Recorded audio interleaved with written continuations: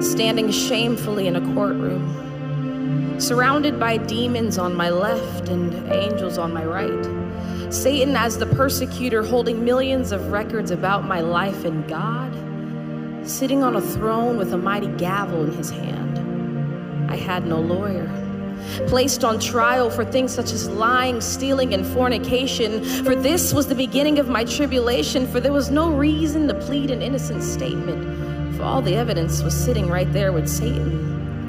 The demons smiled as tears rolled down the judge's eyes, for they clearly knew that now was the hour of my demise. But wait. In came a light shining so bright that the demons smiling suddenly jumped with fright. And the man that walked in that night was none other than Jesus Christ.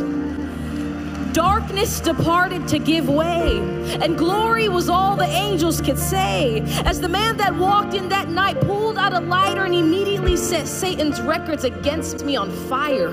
He took the sentence file and erased my name, looked at me in the eyes and said, "Daughter, I'll take the blame."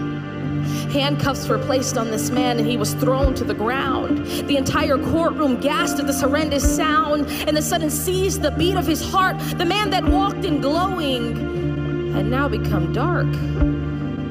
I did this to him. My lying, my stealing, my cheating, and he took the pain and spent 3 days in the hell that I was to go to for eternity. I left the courtroom that day, and there was nothing I could say.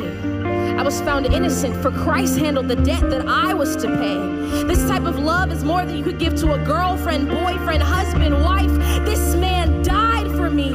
I owe him my life. And even though my life is not at all worth it, how could you ever trade preferent for perfect? See, I gave my life to Christ and suddenly picked up a mop.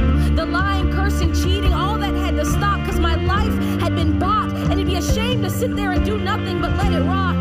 I'm not perfect, and the will